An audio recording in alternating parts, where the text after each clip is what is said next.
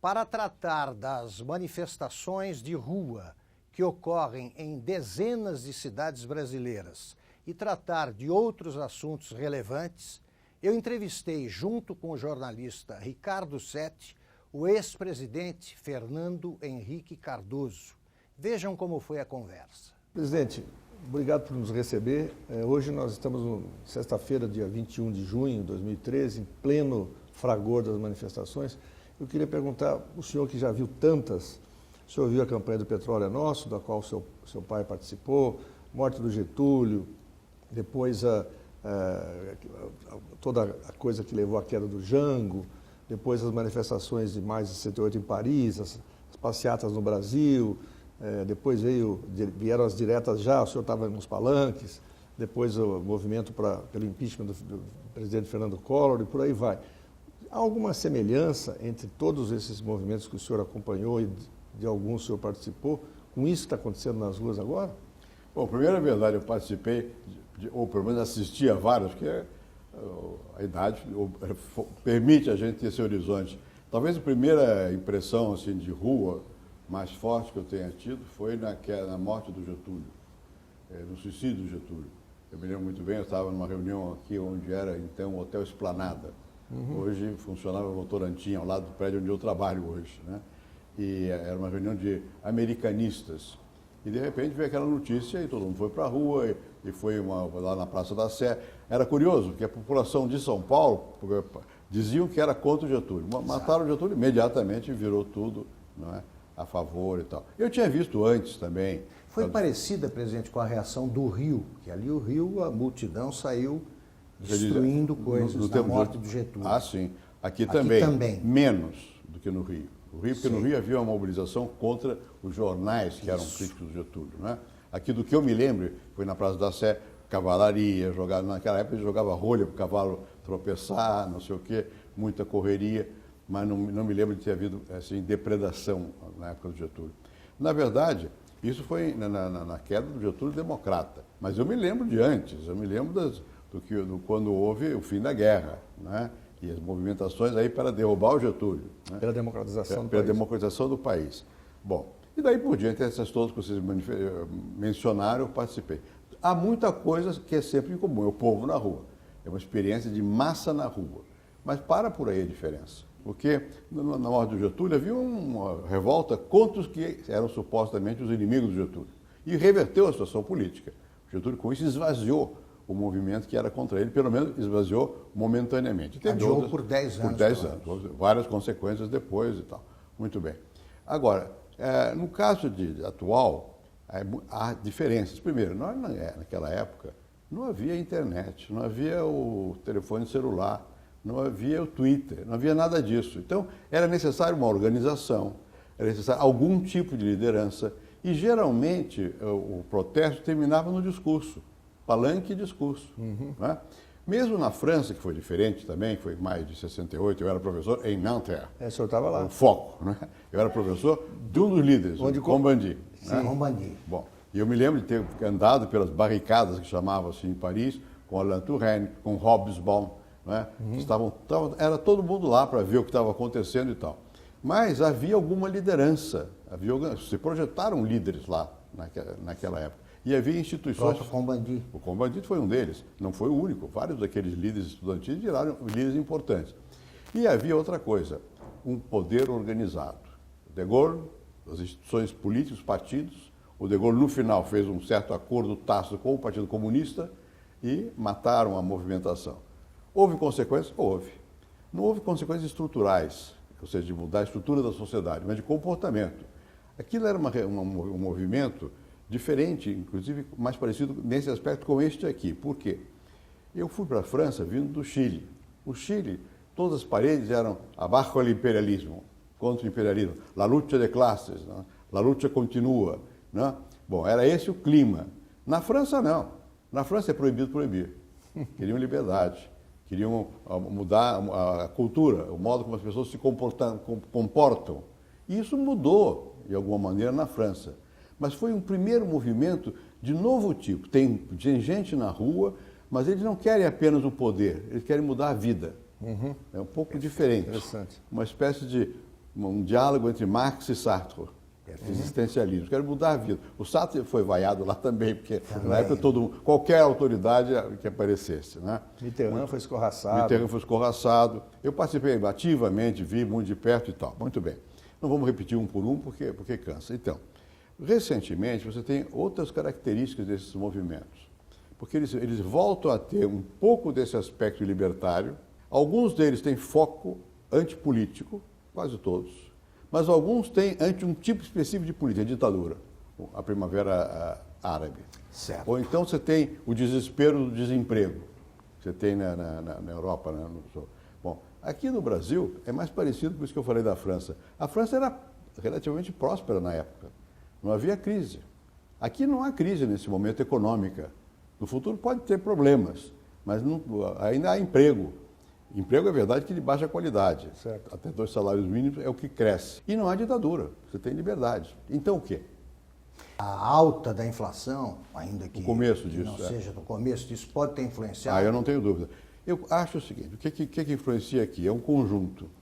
Primeiro, há uma espécie de contradição que não é sentida vagamente.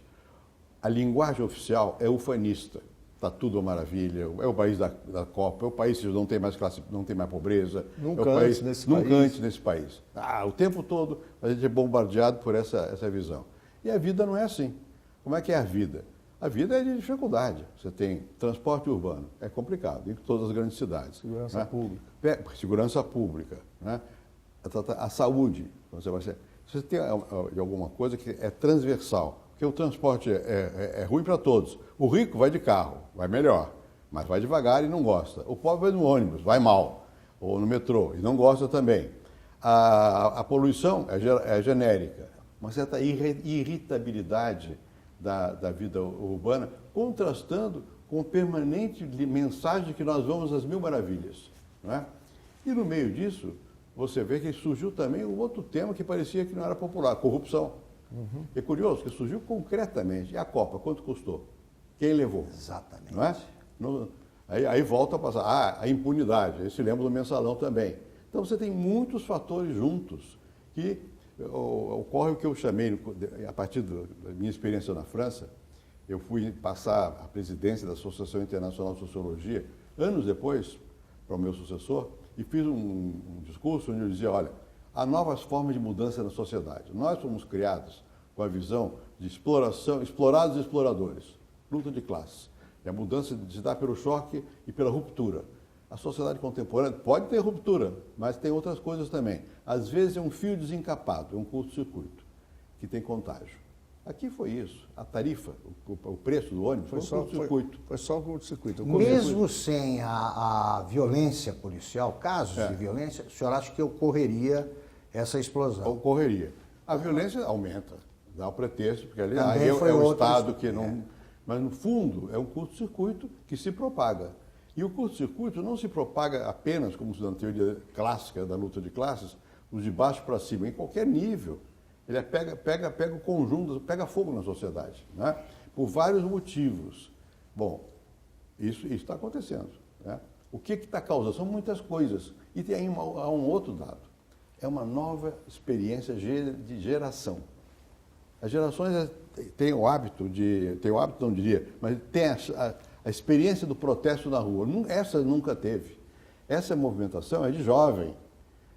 É classe média? Também, talvez até majoritariamente, mas não só. É jovem de todo tipo. É o prazer de se manifestar. Se manifestar. Eu sou gente, eu participo, eu quero dar meu recado. E junto com isso vem uma outra coisa que é genérico, não é só do Brasil. As instituições políticas parecem não representar mais o sentimento das pessoas. Pois é, agora, presidente, o senhor mesmo mencionou a quantidade de, digamos, de lemas ou de demandas que aparecem nas ruas e tal. O fato de haver pelo menos uma dezena delas, contra a corrupção, contra os políticos, contra a roubalheira, contra a PEC 37, contra a PEC 37 é. e tal. Isso aí não tira o foco, quer dizer, não pode tudo isso resultar em nada? Tira o foco. Quando você tem direta já, você tem um objetivo, tem uma consigna, tem uma liderança, tem o palanque, e tem o manifesto, e tem o protesto. Aqui não tem nada disso. Então, o mais provável é que seja uma explosão de sentimento O governo tem que, os governos, não é? Os governos têm que prestar atenção, porque as coisas não vão bem, não é? Mas talvez disso não derive nada especificamente. E eu acredito que a tentativa de você, os políticos, utilizarem o movimento para propósito dos seus objetivos, fracassam. Tem resultado negativo. Já fracassou. Já fracassou. Já fracassou. Porque é não entender a dinâmica que está aí. A dinâmica é outra. Eu pessoa, participo de um conjunto e estou ligado por esse conjunto, eventualmente, pela internet, que me chama para ir para lá, depois eu vou para casa. Não é? Eu não sou de um partido, de um clube, eu sou pessoa. Eu estou como pessoa, vou para a rua e protesto coletivamente. Mas eu protesto sobre coisas desencontradas. Né? Bom, isso, a meu ver, requeriria, é difícil, agora é fácil, eu não sou presidente, eu posso falar com mais tranquilidade. Mas requeriria o seguinte, num dado momento, precisa de uma voz que expresse isso e encaminhe solução. Né? E que seja humilde. Essa voz surge do movimento? Não. Não. Ela pode surgir do movimento, mas não está surgindo. E o movimento, como ele é fragmentário, são muitas vozes. Tem que vir dos responsáveis. Né? Na verdade, como foi na França? Foi De Gaulle. Mas era De Gaulle. Né? Que tomou uma posição reacionária. Não estou defendendo a posição dele, estou dizendo que tomou. Quando alguém não toma uma posição diferente dessa, pode mudar mais as coisas. De Gaulle tomou de parar, conseguiu parar, mobilizou e tal. Aqui, o que me chama a atenção é o silêncio. É o silêncio. É o silêncio de quem manda. Então, presidente, nesse sentido, a gente se lembra que o De Gaulle, quando resolveu reagir, acabou tendo um passeado de 1 milhão de pessoas a favor do De Gaulle em plena Revolução Foi a de maior Maio. que eu tinha visto até então. Pois é. Exatamente. E agora aqui... O Collor tentou isso. Pois é, tentou... E não conseguiu. A coisa reverteu. Agora, o PT fez uma mini tentativa semelhante, também não deu certo. Sem ter assumido, o senhor concorda, que era o alvo. Sem ter assumido, fingindo que não era. O De Gaulle assumiu que era o alvo. Por isso, aí que eu queria chegar. Quer dizer, sem querer eu politizar nada, mas o fato do PT estar 10 anos no poder não torna inevitável que vai sobrar para o governo? Quer Não dizer, tenha dúvida. qualquer governo que estivesse no tenha poder, dúvida. sobretudo eles que ficam governo, dizendo que o Brasil está uma maravilha. Não tenha dúvida. E já, o que esse governo, ele funciona muito no virtual, né? Ele é craque no virtual. E já tentaram virtualizar. A última fala da presidente Dilma Rousseff foi sobre o social. Isso algum maqueteiro fala do social. Né? Que eles estão insistindo na mesma técnica. Eu acho que está errado. Chegou a hora da sinceridade, de reconhecer que está errado, muita coisa errada. Né? Tem a Copa, por exemplo. Por que a Copa virou foco? Né? Porque foi prometido mundos e fundos. Nós íamos na Copa ter aeroportos bons, íamos ter o legado, íamos ter estradas boas, íamos ter tudo, a segurança. Não é? Até agora não aconteceu nada. Agora só tem os estádios e muitos deles ficam com dinheiro de empréstimo público e caríssimos. E chegamos a 28 bilhões de reais. Né? É muita coisa. E então, havia a promessa de não se isso, gastar dinheiro O governo público. tem que entender que está em causa sim. Está em causa sim. Eu diria que todos os governos, porque o aumento de tarifa se deu nos municipais. Veja, alguns baixaram a tarifa, e o mesmo Manaus, o prefeito Vigílio baixou a tarifa. Vai ver, ontem a prefeitura foi ocupada. Né? Quer dizer, já não funcionou. Já não funciona, porque ultrapassa. Né? Agora, num dado momento, precisa ter alguém com uma voz dizendo, olha, calma, eu tenho caminho para vocês. Né? Eu vou repetir uma coisa que eu tenho dito, fui mal entendido quando disse. Aliás, fui mal entendido muitas vezes. Quando eu escrevi um artigo chamado O Papel da Oposição, eu falava disso, que havia uma nova classe média. Levei pau que dizia que eu não pensava nos trabalhadores, no povo. Verdade. Que os partidos estavam descolados da Descolado da realidade. A realidade era essa aí, eu tinha razão.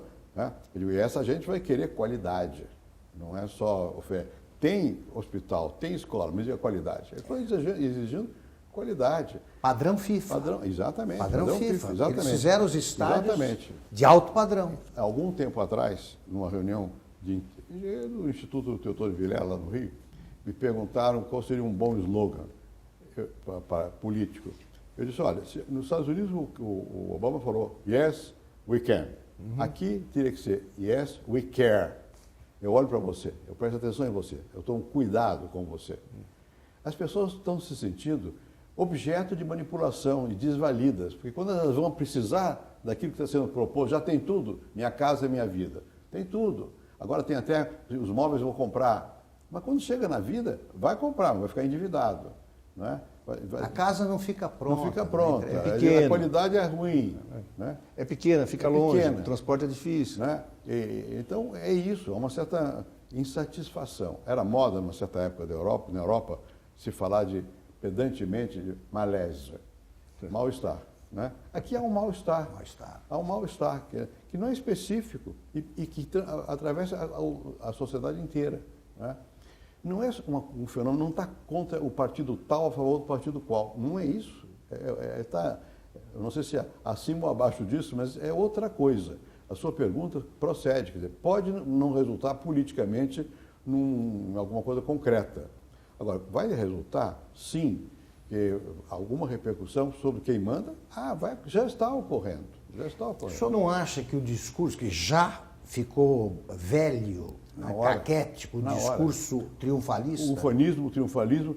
Nós estamos aqui sob bombardeio do triunfalismo, porque você tem o tempo todo, em uníssono, partido, governo e Estado. As empresas estatais falam a mesma coisa que o governo, quando o governo fala. A presidente Dilma toda hora requisita a rede nacional. Agora não requisitou. Não disse agora nada. Que era o caso, né? Não requisitou, não é? E o governo, todos falam a mesma coisa, linguagem orquestrada, marquetismo. Então, isso cansou um pouco do marquetismo. Vamos para a real. A real é mais difícil. Melhorou o Brasil? Eu não tenho dúvida quanto a isso. E vem melhorando há muito tempo e tem condição de melhorar. Mas agora, de novo, nós estamos errando estrategicamente, como nós erramos no passado, o que nos custou nos anos 90, que eu levei muita paulada, me chamavam de neoliberal, eu nem sabia o que era isso. Eu estava simplesmente ajustando o Brasil ao mundo contemporâneo, que a produção estava se internacionalizando, tinha que ajustar o Brasil. Bom, agora, de novo, eles puseram o farol na popa, olham para trás, não na proa. Então, resolveram parar todas as concessões de serviço público. Agora estão fazendo correndo. E como você hoje, o recurso público sofre competição de muitas áreas, educação, saúde, reforma agora, urbana, reforma agrária, transporte, forças armadas, não tem. Tem dinheiro, então, né? Não tem. E tem muito dinheiro sobrando no mundo. Então, por que não regular isso aí? Dizer, olha, você que é privado, venha para cá. Vai fazer segundo uma regra, que eu vou definir. Não foi feito. Atrasou tudo. Agora estão fazendo, de novo, estão fazendo puxadinhos. Como fazem puxadinho no aeroporto, fazem puxadinho em tudo. As estradas que não fizeram concessão, vão fazer depressa, mas não sabem fazer. Não é? Então, nós estamos precisando, de novo, de uma correção de rumo. E as pessoas não estão vendo o rumo. Vou dar um outro exemplo. Houve uma aposta quase que implícita de que o rumo era, vou exagerar, era uma espécie de revolução bolivariana à moda brasileira. Né? Quer dizer, Sul-Sul também é ótimo, mas não basta. Né? E fechar mais o país. Mais intervencionismo do Estado. Né? Mais intervencionismo, quer dizer, crescer por isolamento, pelo isolamento. Não é esse o mundo que está terminando essa crise. A crise está acabando, e está acabando da maneira que não foi imaginada. Não está acabando na Europa, não está acabando nem na China, está acabando nos Estados Unidos, que fez uma revolução tecnológica.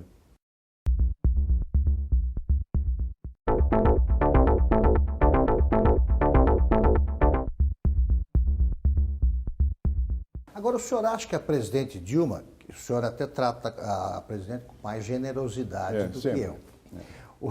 A presidente Dilma tem consciência disso? Ela sabe pensar? Como ela sabe ver número, ela vê e fica assustada. Mas o rumo que ela dá não é o melhor, a meu ver. Então, ela quer resolver.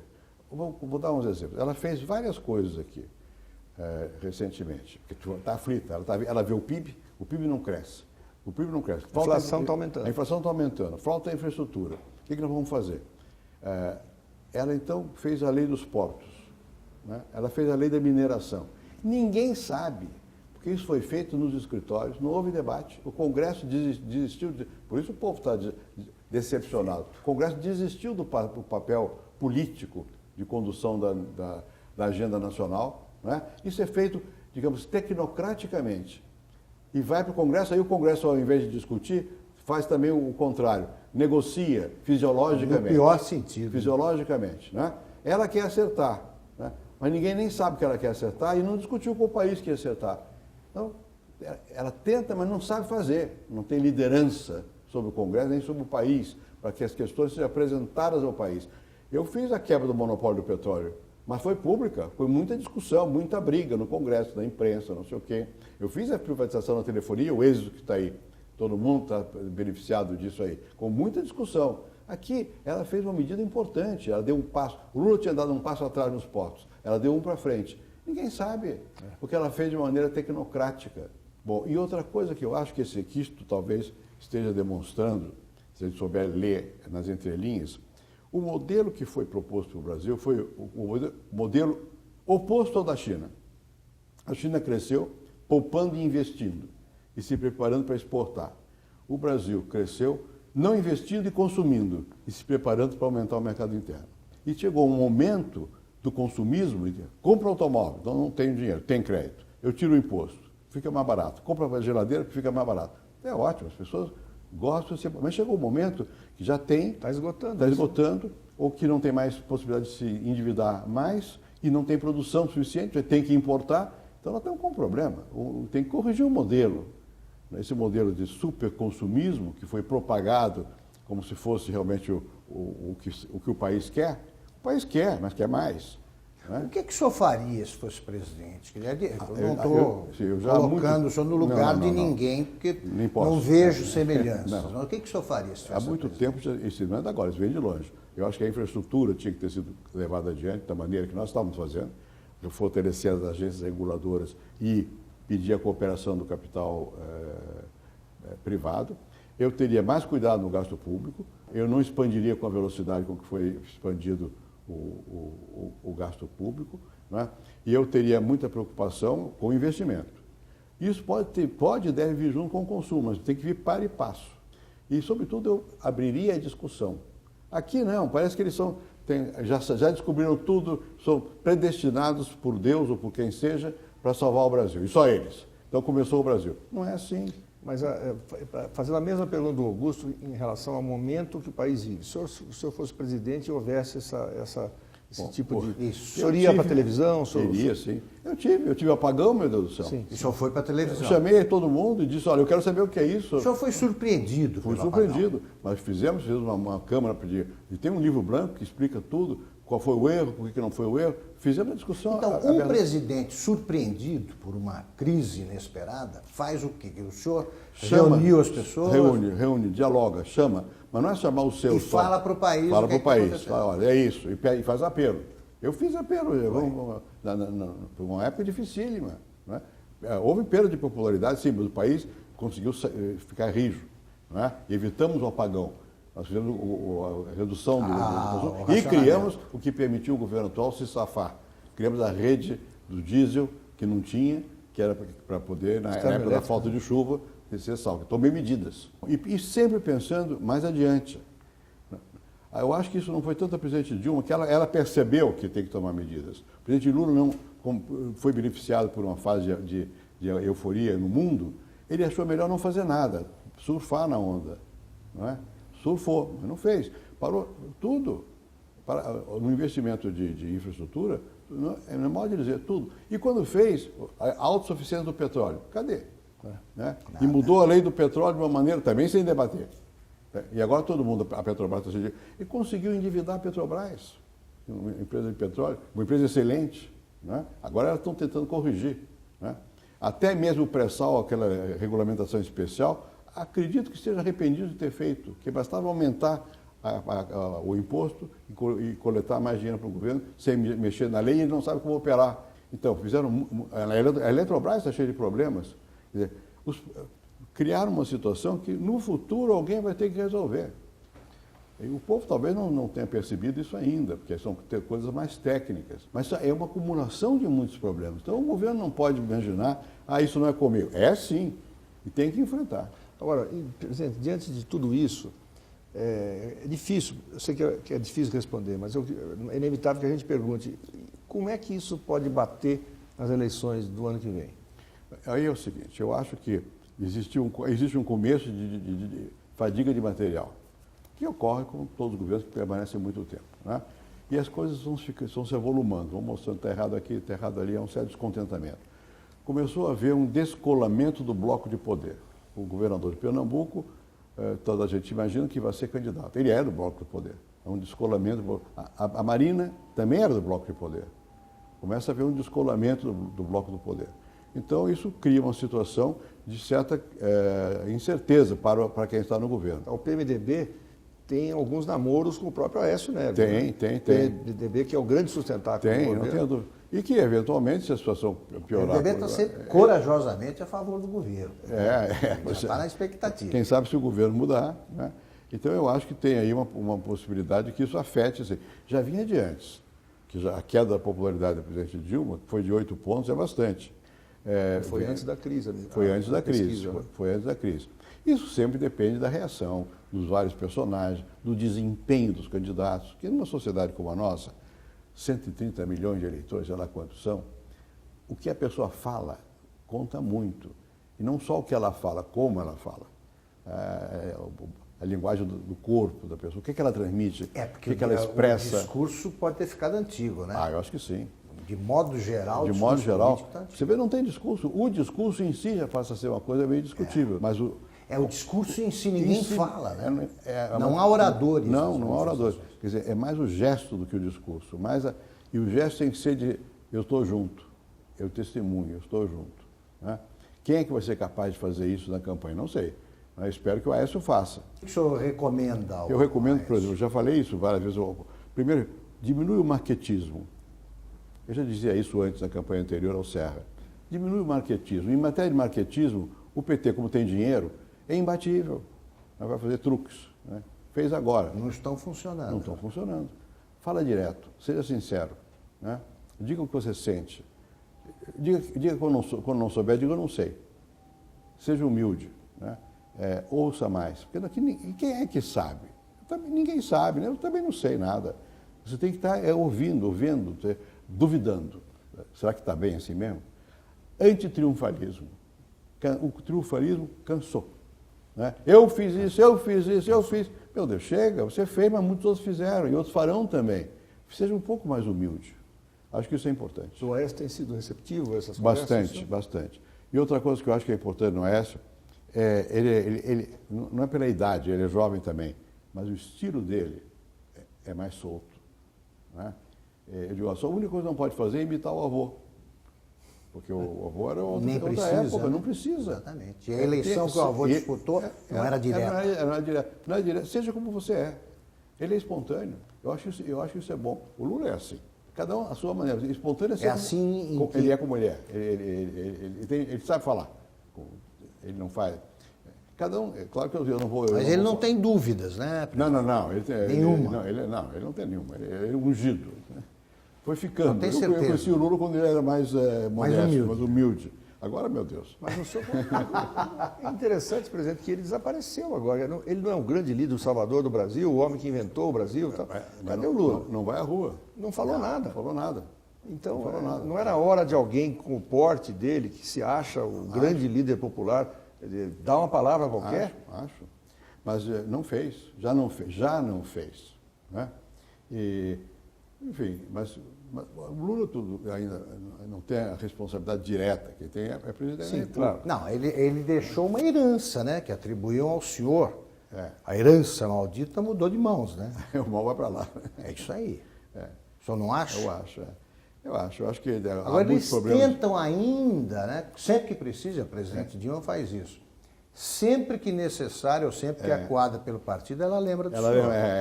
É uma mania, né? Eu acho, no caso do Lula, eu acho até engraçado, né? Ele gosta de... Ele não vive sem a senhora. Não, ele gosta de insistir que ele não tem escola. Agora tem mais doutorados honoris causa do que eu.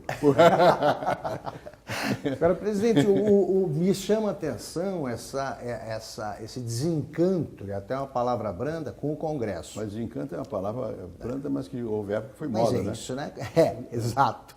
O Congresso... Desencantamento do mundo. É possível, porque nós sabemos, nós conhecemos a importância do poder legislativo, nós sabemos que é indispensável a democracia. Agora, para essa geração que está nas ruas, o poder legislativo é uma coisa absolutamente descartável. Não tem poder. Essa impressão, essa percepção pode mudar de que maneira?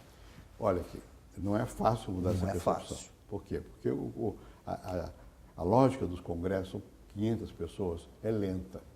Né? Mas não é só isso. Então, em todos os países, o Congresso apanha muito, porque as pessoas querem decisões mais rápidas, e o Executivo é quem pode ter. A agenda nacional normalmente é dada pelo Executivo. Né? O Congresso tenta, muitas vezes, não consegue. A agenda é dada pelo Executivo. Qual é o problema que o presidente Lula fez? Ele não precisava do Congresso porque ele não fez reformas. Então, o Congresso foi deixando de ter relevância política nacional, com P maiúsculo. Então, o Congresso foi perdendo o quê? Voz. Se você ouvir as sessões do Congresso, a oposição grita todo o tempo lá. Quando diz, não existe oposição, o PSDB não faz nada, não sei quem mais nada. Não, é que faz no Congresso, e o Congresso perdeu relevância. Porque perdeu ressonância. Ressonância, porque não está discutindo os temas. O Congresso passou a ser simplesmente um homologador do Executivo. Se falava, nós temos um sistema que é ruim, que é o de presidencialismo de coalizão. Tínhamos, não temos mais. Agora é velha república. É governo e oposição. É velha república. E dissidência no governo. Quer dizer, não tem mais nem... os partidos perderam ressonância como visão do mundo. Ele tem importância como pedaço do Estado. Então, cada um deles quer ter um pedaço do Estado para poder ter uma clientela. Isso é o passado. Nós regredimos, do ponto de vista da cultura política, a velha república, nesse sentido. E agora, quando o governo tenta ter agenda, aí o Congresso, como se desabituou de um governo ativo, o Congresso reage, como agora, na questão da reforma da lei dos portos. Foi um parto dificílimo. E o Congresso reage não mobilizando a rua, que nem discutiu a ideia, mobilizando recursos. Queria um pouco mais para mim, para eu poder votar. Agora, o Congresso ele está assustado, né? Porque uma pesquisa feita ontem registrou que 80 e poucos % aí dos parlamentares já são contra a aprovação da PEC 37, que muda as atribuições do Ministério Público. Já ouviram a voz da rua. O Congresso sempre é sensível à rua, né? Porque ele depende do voto. Então, quando a rua... Então, isso vai ter consequências. Já tem consequência o protesto. Baixaram as tarifas, até correndo demais. Baixaram as tarifas. Já não vão querer mexer na PEC 37. Vão começar a ter que olhar com os gastos da Copa do Mundo. Vão começar a ter que olhar. Não é? Então, já teve consequências. Quer dizer, o povo, quando se manifesta, pesa. Pode não pesar no sentido de mudar as estruturas políticas, seria o ideal. Pode não, mas afeta as estruturas políticas. Afeta aqueles que vão exercer a função, portanto vai afetar quem está no governo. Se houvesse eleição amanhã, afetaria diretamente. Como a eleição daqui a 1 ano e meio, depende. Depende do que o governo faça, do que o mundo, como é que caminha, depende de muita coisa. Mas assim, em termos do Congresso ter um pouco mais de voz e ter um papel mais relevante, de repente, por exemplo, uma CPI sobre os gastos da Copa, pode acontecer, das confederações do mundo, pode acontecer. Alguém pode propor e pode acontecer. Pode acontecer. Será que a oposição está cogitando disso, por exemplo? PSDB, DEM? Eu não estou acompanhando o dia a dia, não sei. Mas eu acho que basta dar essa ideia que alguém vai fazer, né? Vai tentar fazer. E o governo vai tentar impedir. Então, deixa eu fazer uma coisa, uma consideração. De alguma maneira, nós temos o nosso modelo aí, econômico, é o anti-chinês, né? É o oposto da China. É verdade. A China consome pouco, poupa muito e investe muito. Nós fazemos um modelo oposto da China. Talvez seja exagero dos dois lados, né? O Brasil está investindo, está cada vez dependendo na exportação de produtos primários ou quase isso. Voltou. As manufaturas foram muito prejudicadas, muito. Mas, presidente, sabe por que, basicamente, as pessoas, porque o câmbio está errado, porque está errada a taxa de interesse. Eventualmente está. A taxa de juros baixou, até foi bom e tal. Mas não resolveu a questão. Porque o problema é que hoje a inovação se dá em cadeias globais. E como a política adotada foi outra vez fechar o Brasil... Isolamento, sim. A nossa manufatura ficou fechada. Ela não participa tanto dos fluxos globais de inovação e transformação. E o Brasil não está competitivo, né? Não está competitivo por isso. Então, está errada a visão. O futuro está errado. Pois vendo?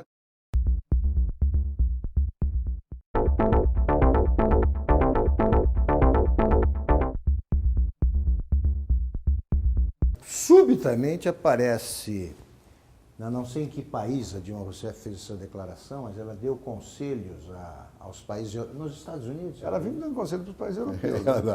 O Guido Na de Itália, Diamântica né? também. Ela, estou preocupada com a crise dos países europeus e tal, e ela está fora da realidade, ela acredita mesmo que o Brasil pode dar conselhos a alguém. Eu acho que ela acredita. Isso vai, você sabe, vai criando uma certa arrogância, self-prophecies, self-fulfillment. Ela acredita que a coisa vai... Acho que ela acredita. Ela é sincera, eu acho. Ela é sincera. O problema é que, às vezes, ela está no caminho, como eu estou dizendo aqui, eu acho que a visão está errada. A visão está errada. Agora, eu acho que, mesmo que tenha percebido, é tarde. Eles orientaram o país, nos últimos 10 anos, para um caminho que não era o que podia dar mais certo. Enquanto a onda veio, pegou. Mas agora estamos de novo a pé. Estamos de novo a pé. E resultado, as classes empresariais, que se beneficiaram muito com o crescimento da vida nos últimos anos, começam a reclamar.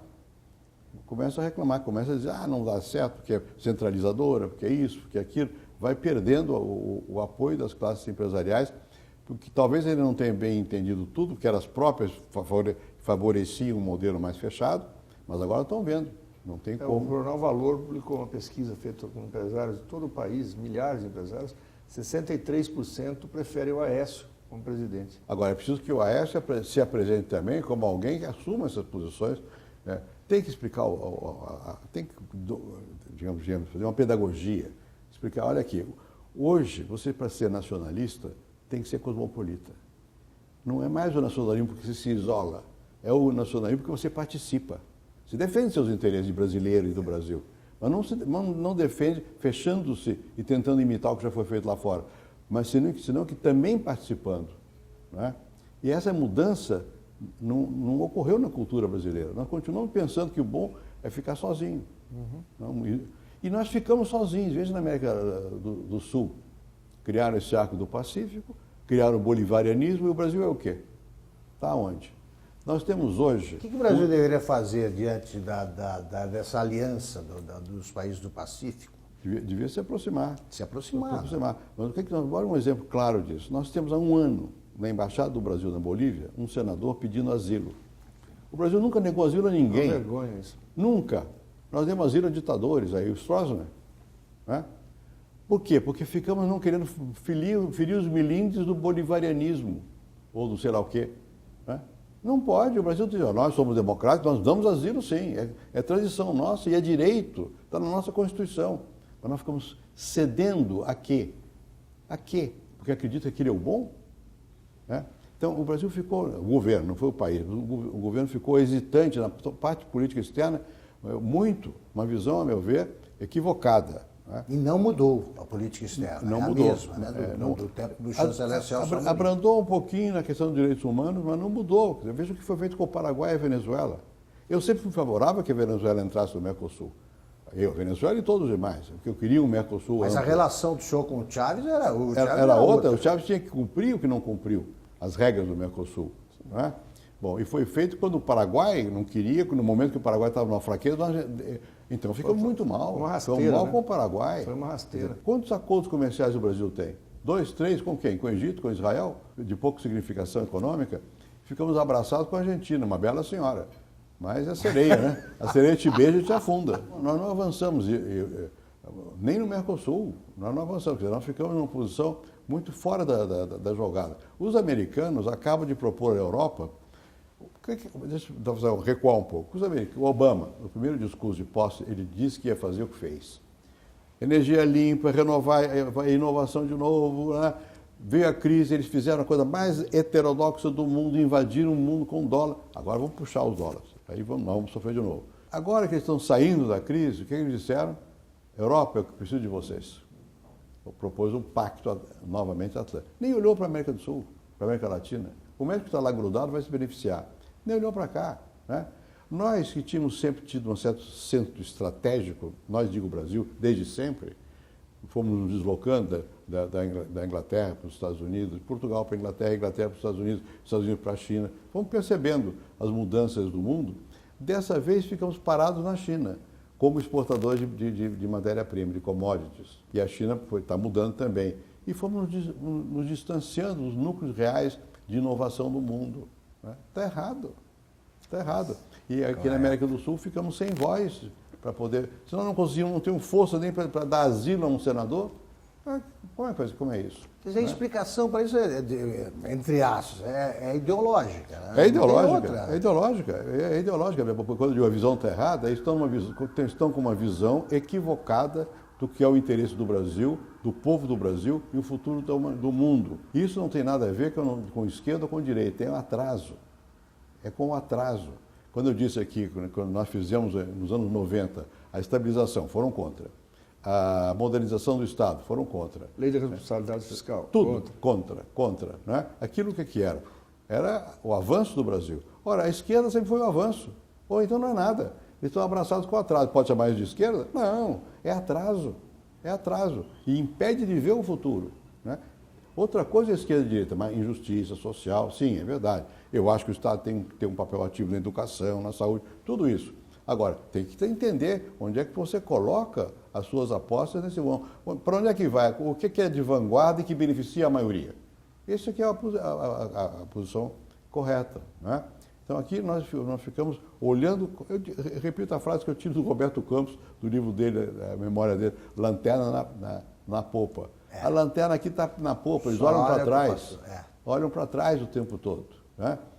Aí não dá. Não, e a própria a direita, que é contra, que é a favor da injustiça social, ela vai ficando vai diminuindo. E a direita, aqui a direita mais. Atrasada, o que ela faz? Apoia o governo Lula.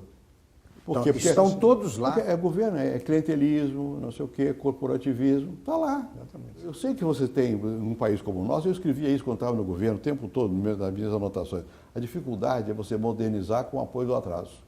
E como você precisa do apoio do atraso, se você não ganha, como é que você tem que fazer isso? Tem que fazer, mas você tem que puxar.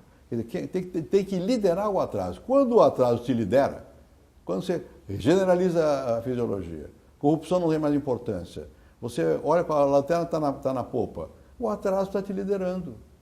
Você não está avançando. O país avança porque tem mecanismos que avançam, porque, enfim, tem muita força de progresso no Brasil. Mas a cultura política está olhando para trás. Como já disse, na frase inesquecível do Fernando Lira, né? O Sarney já foi a vanguarda do atraso. Agora ele puxa o governo para o atraso. Presidente, eu queria aproveitar para retomar um aspecto dessas manifestações, que é o do vandalismo. Sim. E da presença de baderneiros. Né? A palavra não é nenhum exagero. Como é que se acaba com isso? Não acaba, mas aí não pode deixar. Quer dizer, porque você não pode confundir a liberdade democrática com o vandalismo. E aí a polícia tem que interferir da maneira mais eficaz possível para evitar o quê? Para evitar que use o contrário. A polícia está exagerando. E muitas vezes ela tem exagerado, porque não está treinada para isso. Mas você não pode deixar. E são coisas que são simbólicas. Você não pode deixar que arrebentar a grade do palácio. Não pode deixar. Perfeito. Porque tem um momento que você tem que dizer, não, para aqui. Porque você não está dizendo para aqui para o movimento, para a manifestação, é para a desordem. Você vê que são grupos pequenos que ficam fazendo a desordem, que perturbam a manifestação, na verdade. Contaminam. Assustam e que dão razão ao lado contrário à manifestação. Né? Aí eu acho que o governo tem a obrigação de botar limite. Você não pode ter esses grupos. Eu vi um grupo que está queimando a bandeira nacional porque diz que o nacionalismo é símbolo da opressão. Bom, você não pode deixar que chegue a esse ponto de você queimar símbolos do país. Isso vai dar resultado negativo. O governo não pode deixar isso. Né? Então, qual é o limite? É difícil. Estava me lembrando daquela coisa que houve uma vez do massacre lá no Pará, dos sem terra, que eu era presidente da República. Eu tenho as minhas anotações da época. Eu fiquei furioso com a ação da polícia. Que é sempre comandada pelo governador. Local. E eu cobrava muito do governador justiça. Não pode deixar. Você não pode concordar com o abuso da polícia, mas também não pode deixar que os outros abusem. Tem que ter. Senão o povo sente isso. Instintivamente. Não gosta de baderna. Não gosta de baderna. Ainda mais um país como esse, como é que vai viver anarquicamente? Não tem como. Então, Quando eu falo que precisa de um dado momento a voz do presidente, é por isso que o país precisa saber para onde é que nós vamos. Uma voz sincera. Assim, melhor que fosse assim. Melhor que fosse, não aquela voz oficial, toca lá o hino, né? Aí já a pessoa não fica um pé atrás. Melhor que fosse uma conversa franca. Olha aqui, o que o Roosevelt fazia? Era com rádio. Conversa ao pé do fogo. O jeito de conversar hoje não pode ser o discurso formal. Tem que ser um pouco mais o coração e mente aberta. Né? Mas tem que haver. Não pode haver o que está havendo agora, que é um absenteísmo. Né? Ou a presidente sai, vem aqui a São Paulo para falar com o Lula, volta, quem é que falaram, quem é que sabe. Né? A hipocrisia cansou. Cansou. Né? Cansou muito. Essa permanente tentativa de dizer que está tudo às mil maravilhas, que eu fiz. Eles, né? Sempre. Sempre. Eu acho que isso cansa também. Né? Não é, o fundamento não é esse. O fundamento são os outros que nós já mencionamos aqui. Essa mal-estar, porque a vida está difícil. Outra coisa, aqui nós estamos vendo manifestações na rua, muito boas. Muita gente, muito positivo e tudo mais. E a maioria não quer baderna nenhuma. Agora, ainda não é o povão. É o povão num certo sentido, mas você tem um outro povão. Se você for O que o senhor chama periferias de povão? eu vou falar, se for as periferias das grandes cidades, como São Paulo, o Rio, eu fui recentemente, por causa do que eu andei falando sobre drogas, eu fui à favela. Né? Documentário, né? O senhor andou muito pelo... Andei pela favela do Rio, fui a Vigário Geral, que é pesada, fui a Santa Marta, fui a várias. Conversei com muita gente e tal. Em prisões e tudo. Prisões, fui às prisões. E aqui, eu não fui, a Rui estava fazendo, quando morreu, uma pesquisa na cidade de Tiradentes. Pessoas amigas minhas têm ido à cidade de Tiradentes, aqui na periferia. O senhor usa esquemas de segurança para esses lugares? Não. Se você for... Às vezes vai um ou outro me acompanhando, mas assim, desarmado. Nada, nenhum aparato? Não, nenhum aparato. Eu não gosto de aparato, e o aparato nessas horas é muito pior, porque aí antagoniza, né? Bom, agora, eu tenho limitações, é muito mais difícil para mim, que eu fui presidente, então tem simbolismo e tal, de eu poder ir direto, mas quando eu posso, eu gosto de ver as coisas como são. Pois bem, o mundo é duro, esse mundo é um mundo duro, não é um mundo de amenidade, tem tudo, é verdade, tem televisão, tem aquele quartinho, tem rádio, tem geladeira, mas é difícil a vida. Difícil, o emprego não é tão fácil quanto dizem. Né? E é um emprego mal remunerado. Mal remunerado. E você tem realmente a droga, você tem a corrupção da polícia, você tem a ação violenta da polícia. A vida é difícil. Os bandidos. Quantas mães me disseram, uma especialmente, não, eu tenho não sei quantos filhos, tais e quais estão no crime, os outros não. Estão no crime, ela falava assim.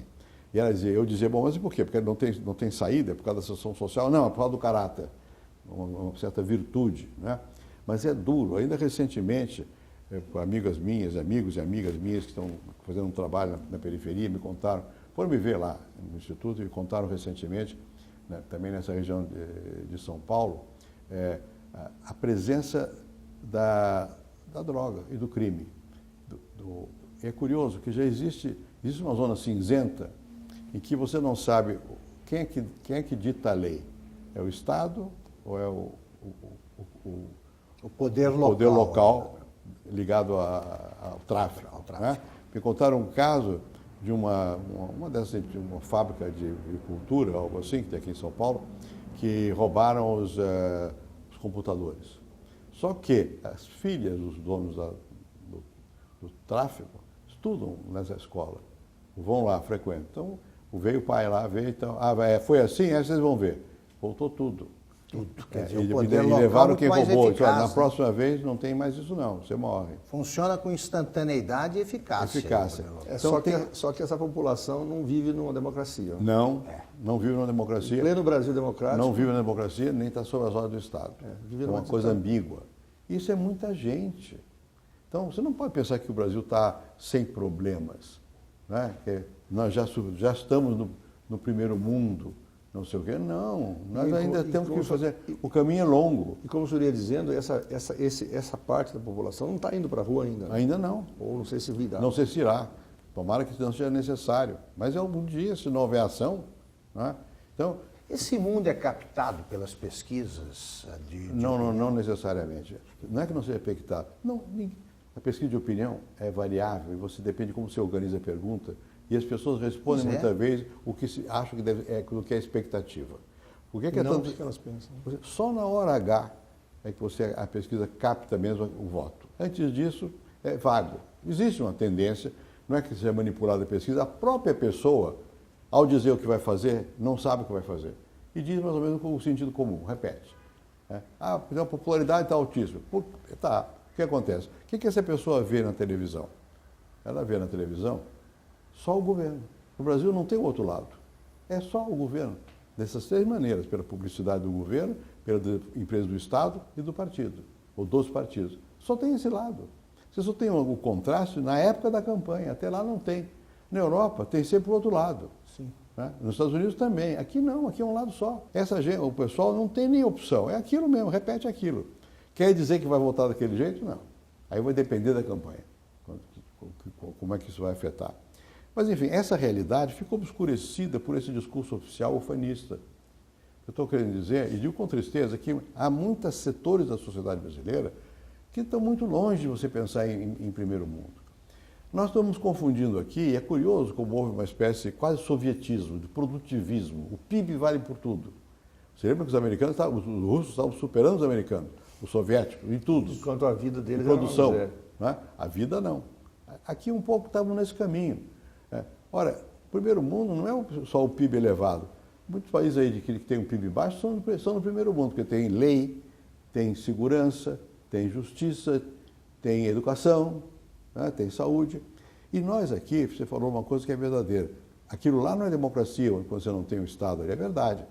Mas a democracia mesmo requer que a igualdade, pelo menos perante a lei. Exato. Aqui nós não temos. Não temos. O presidente Lula não disse que tinha pessoas que estavam acima da lei? Exatamente. O próprio presidente da República reconhecer isso, e talvez até pensar que ele esteja. Os homens incomuns. Os homens incomuns. Quer dizer, a democracia é o oposto disso. Todos são. E as pessoas sabem que não são iguais perante a lei. Vai na cadeia para ver quem está preso. Né? Sabem que não são iguais perante a lei. Então, tem que caminhar nessa direção. Não, isso não se consegue do dia para a noite. Eu não estou criticando ninguém, porque senão seria autocrítica, fui presidente. Né? Eu sei que é difícil, mas não pode mentir. Não pode fazer de conta que já estamos lá. Não estamos, não. Falta um trabalho enorme. E o que falta é mais difícil do que o que foi feito. Estabilizar a moeda é mais fácil do que estabilizar a democracia. Tem mecanismos que você tem resultado. O outro não, é cultura, leva tempo. Repete, tem que ter exemplaridade, tem que ter paciência, pedagogia, tem que ter tempo. E nós temos que lidar com os intangíveis. Essa que eu disse, igualdade perante a lei, segurança. A segurança é uma coisa tremenda, porque o rico reclama, mas o rico encontra segurança, faz segurança para si quando tem essa obsessão. Providencia o esquema próprio. Aqui, quando você vê quem morre, o pobre mata o pobre. Quando mata o rico é um escândalo. Mas todo dia o pobre mata o pobre. Né? A insegurança está lá. O pobre matando o pobre, nós sabemos disso, nunca foi notícia em jornal. Não é. Quando mata rico. Chegou na classe média. Né? Os noias estão aí. Por quê? Chegaram em Higienópolis, meu Deus. Né? Bom, mas eles estão lá na periferia e ninguém nem chama atenção. Saíram aqui da Cracolândia, foi pior, porque andaram pela cidade toda. Que isso? Como foi pior? Você vê, pior é quando tem mais gente, ou quando tem menos atenção, não porque anda para cá ou para lá, e não precisa não querer mexer conosco. Né?